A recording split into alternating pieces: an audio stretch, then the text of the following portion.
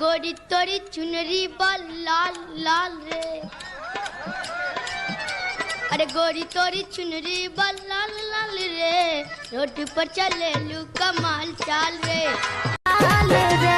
बात बुझो लइका चिल्लाले समाल माल रे, कौन हम ना लइका चिल्लाले समाल माल रे, रोड पर चले लू कमाल चाल रे।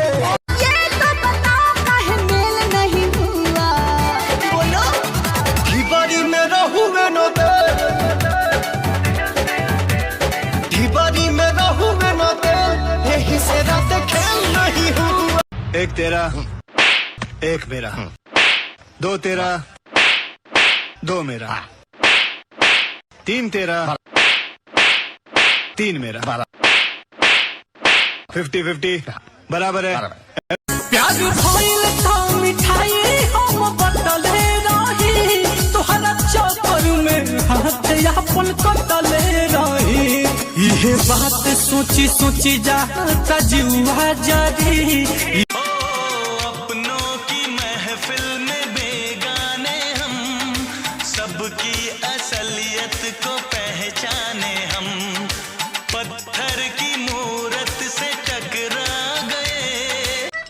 अरे सुंदर रतन बाड़ तोहरा ना जोड़बो, अरे सुंदर रतन बाड़ तोहरा ना जोड़बा, बुढ़ौता के लनमाल एकदम बेजोड़बा।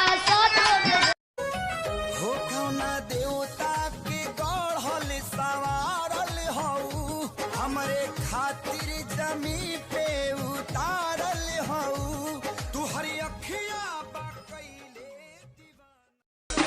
बोले खाली बात बड़ी बोल, हमको मिला रे बकलोल। झूठों में बोल